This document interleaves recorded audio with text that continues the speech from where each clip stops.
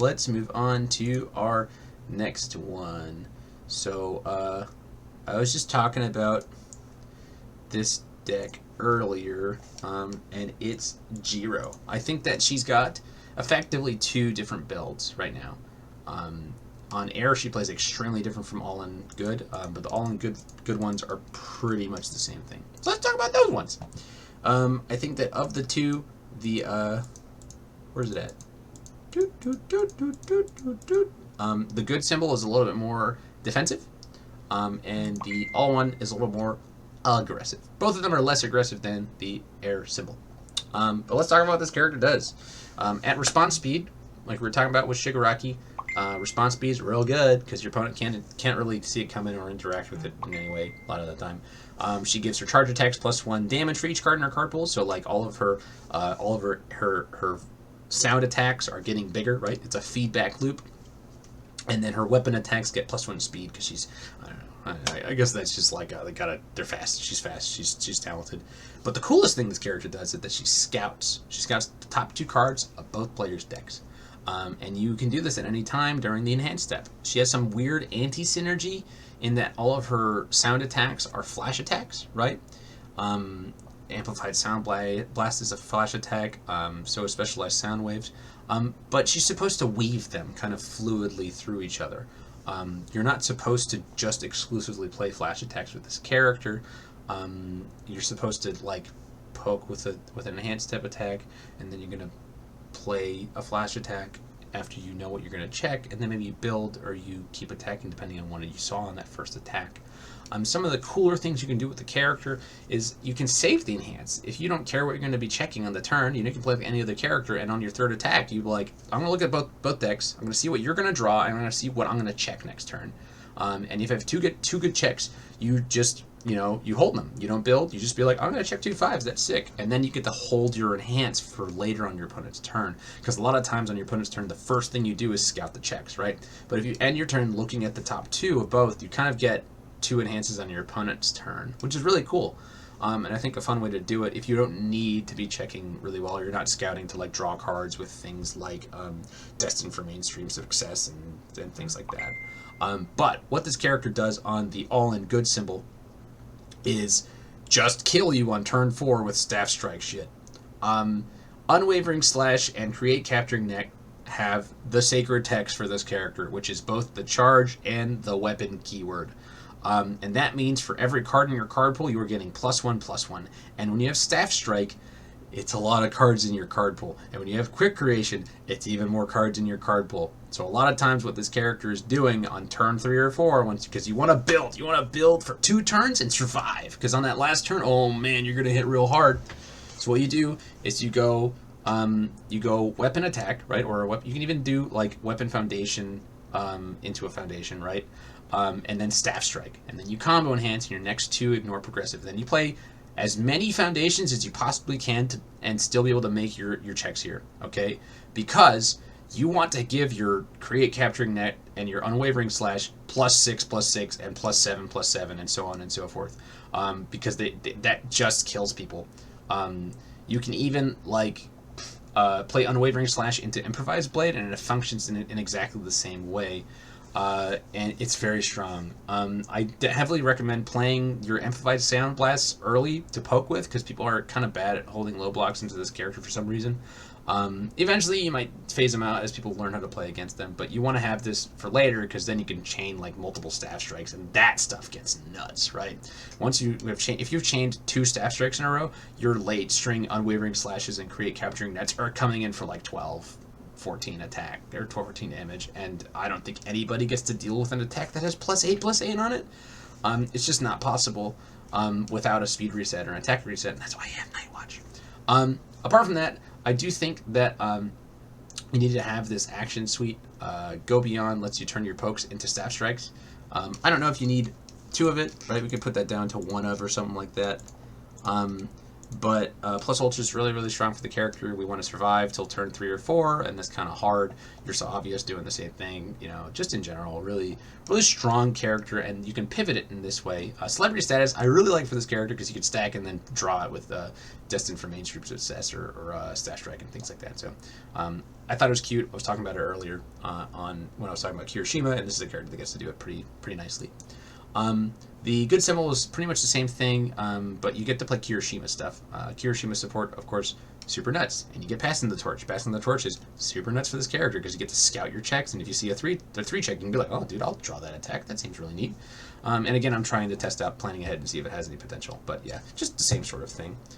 You want to be chaining Staff Strikes into Unwavering Slash and create Capturing Neck to make gigantic end of string attacks.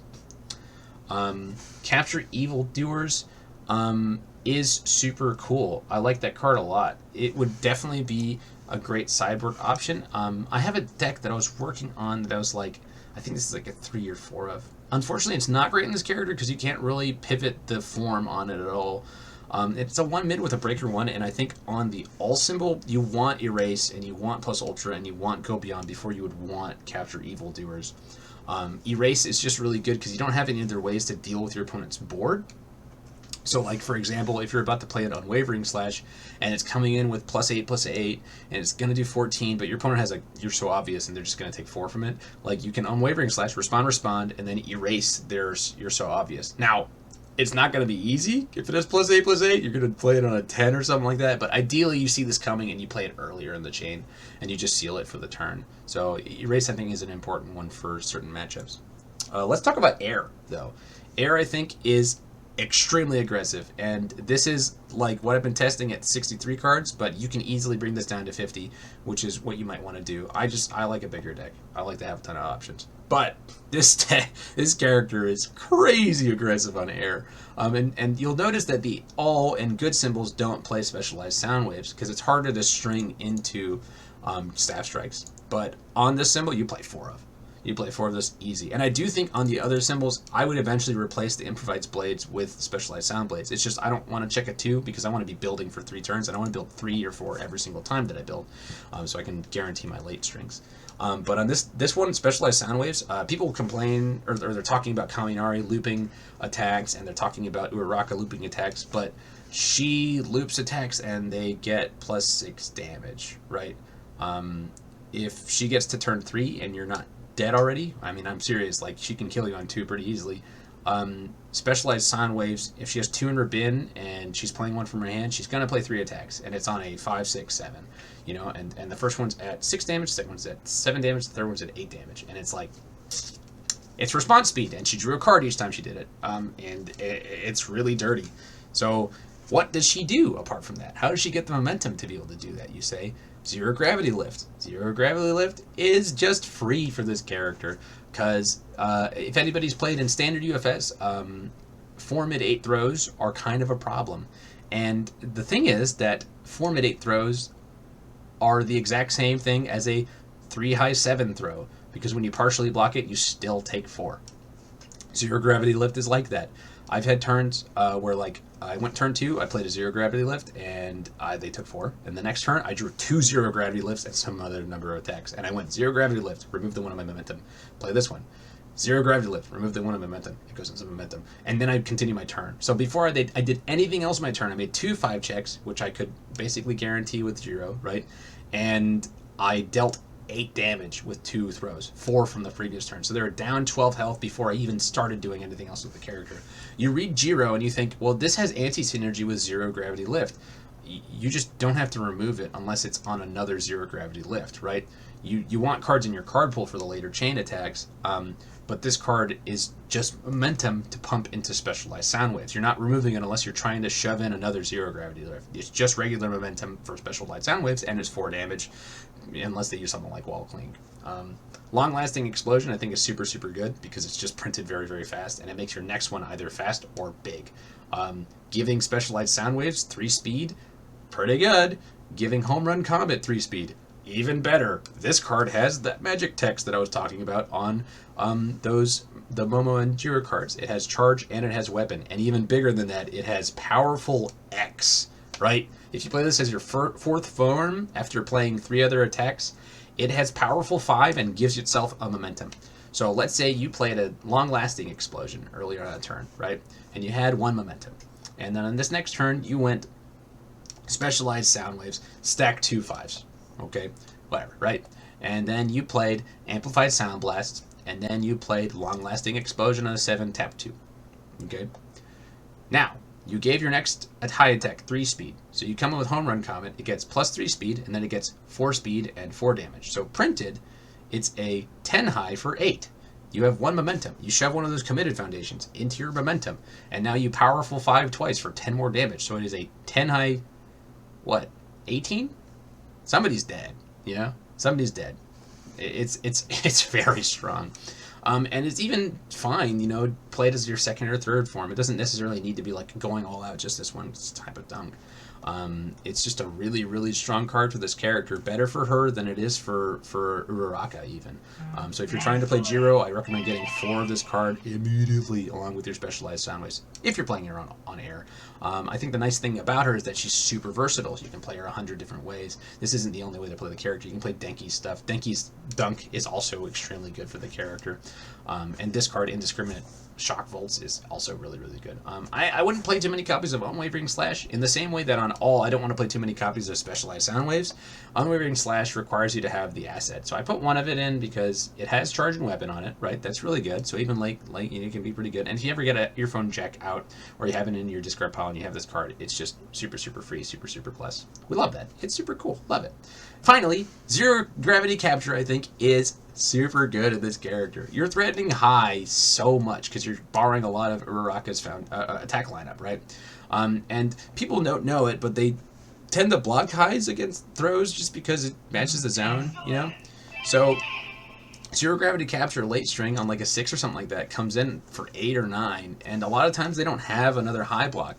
So you can just be like, here it is, and then it goes to your momentum, and next turn you give another attack plus 3 more damage. It flips, right? It's like powerful without having to use it. So I think it's actually pretty good to have.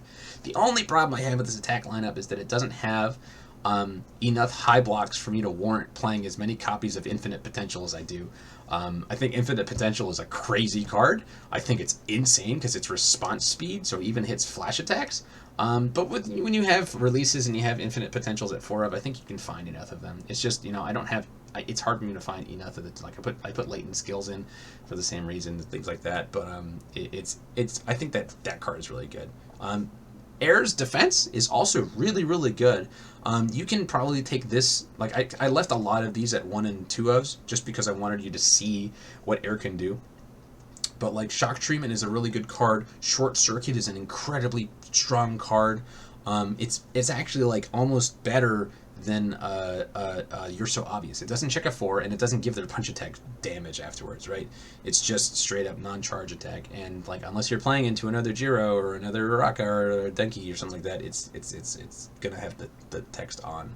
And the rest of it is just, you know, making full value of your character. If you want to be cheeky, put in a copy of a character card so that you can stack it with specialized sound waves and make your check on a 6 instead of on a 5. It's not relevant every single time, but sometimes it matters, and that's pretty funny. And that's what Arrogant Disposition is for. It checks a 6. Okay. Yeah. But yeah, so this character's, I think, my favorite in the set. I think she's super, super fun to play. I think that she's going to only get better as time goes on. As long as they are printing weapon and charge attack, she's going to be relevant. And her kit in this set is potent on all 3 of her symbols. You know, this one is a little more aggressive than the all and good ones, but she has the tools to be able to survive to play those really big late chain strings. Like, I know that I was going on and on about how Home Run Comet is for 14 and things like that with very little, but it's not a 7, right? In this deck, you play Attack on a 4, Foundation, right? And then you play Stash Strike on an 8. And if you make that 8 check, right, you're going to kill somebody, I'm pretty sure. If you have 2 amplified, if you have either Unwavering Slash or Capturing Net, it results in somebody being dead. And people have to respect that. I think that this character, played right, is extremely scary on all 3 of her symbols. What do you do against this character? What do you do against flash attacks in general? Be prepared for them. Do not tap out. Do not tap out against this character. Respect her offense. In the same way that you don't want to aggress too much into Shigaraki, right? You don't want to tap out against that character because you need to block some stuff. This character, like, be willing to take that first attack. If she has a momentum and you have a bunch of foundations and the first one's for 7 and you have 18 life, take the first one. Because you want to be able to block the 14 damage home run comet and use your resources to be able to make that thing not 10 speed. So you have to play intelligently against her. Sometimes you're just going to get blown out anyway, you know? Like, I played against Jose's taking my deck, and he was just like, all right, here's a 0 gravity lift. And I was like, I'll take 7, because he already had a momentum. And then he went long-lasting explosion, specialized sound wave, specialized sound wave, specialized sound wave, specialized sound wave, 0 gravity capture. And I was like, yeah, I didn't have enough high blocks for that, you know? So sometimes she's just going to kill you because she chained a bunch of these specialized sound waves into each other, and like, you can't do anything about that. But there's plenty of times in the game where somebody does that, and he had to have a built board for that. But just, you know, respect the offense. If you have some way to reset damage on the home run comet, keep it. Don't use it until you see home run comet, and then hold high blocks. Hold high blocks against the air list. You know, if you have to take something from the amplified sound blast, sure, do it. But it's never coming in mid, I think, apart from long-lasting explosion and unwavering slash. And I don't think the deck is going to be running too many unwavering slash. On the other hand, against good, it's really just mid and low. There aren't any high attacks, so throw out your high blocks. Cool. All right, but that's Jiro. I think she's super cool. Doo, doo, doo, doo.